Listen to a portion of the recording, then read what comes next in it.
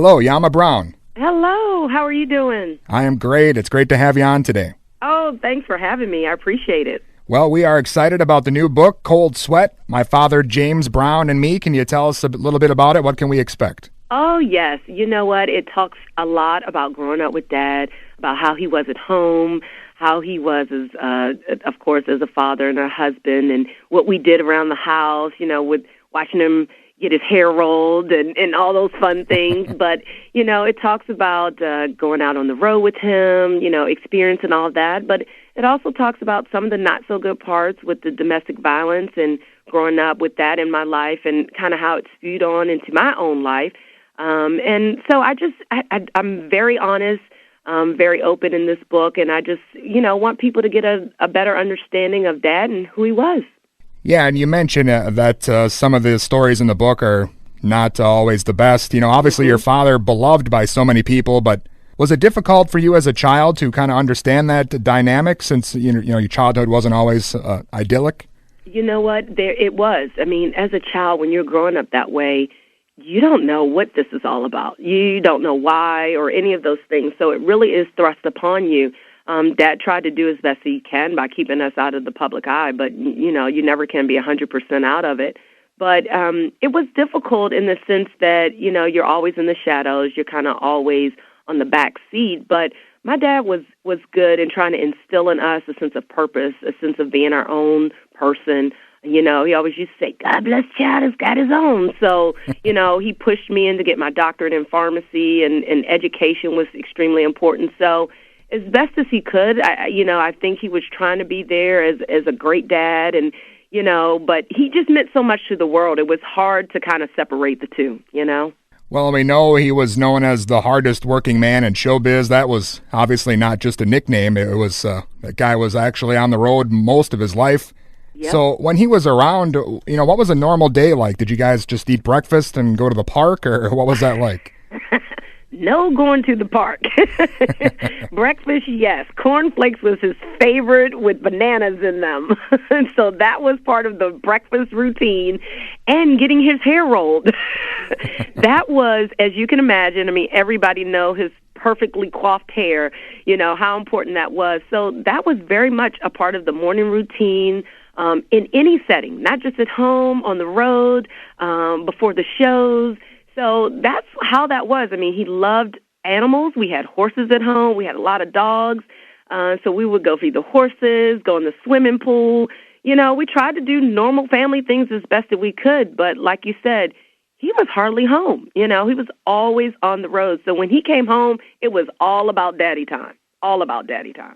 Well, and you mentioned you have your doctorate now, but did you ever have any, musical aspirations of your own growing up?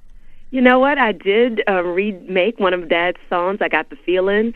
I went in the studio with him, and that was wonderful. But I got to tell you, it was so stressful, to do that, because you have all these eyes looking at you to do just as good as him, if not try to, in some ways, do better, which I've always said there's only one room in this family for a star, and he is it, and that's where we're going to leave it. So I think some of the music skills kind of passed on to my kids. My daughter and my son love music. My son is really into it. And so we'll see where that takes us, but it kind of skipped over me. Well, yeah, definitely some huge shoes to fill there. Yes. When it comes to James Brown's music, do you own the rights to that, or who controls it? The estate owns the right, of which I am part of the estate.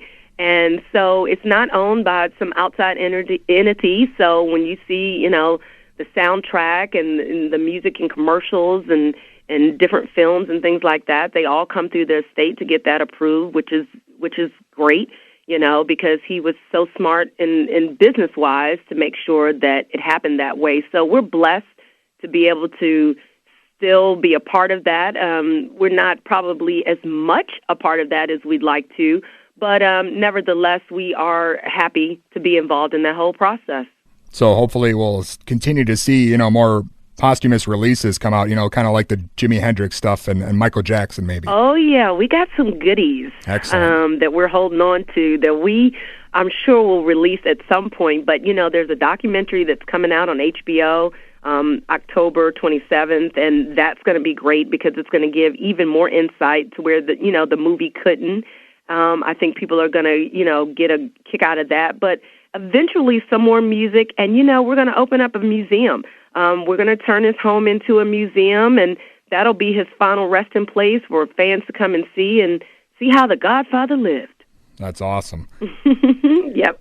Well, can you tell us a bit about the James Brown Family Foundation? I know you're heavily involved with that. Oh, yes. My sister, Deanna Brown Thomas, is the president. I'm the vice president.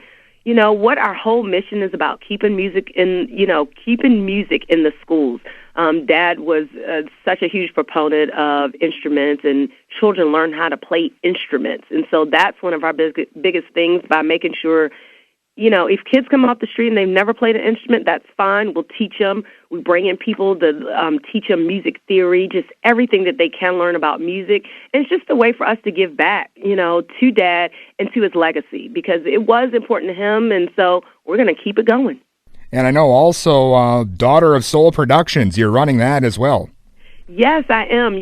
My first production was the book, because that was truly a labor of love to write it.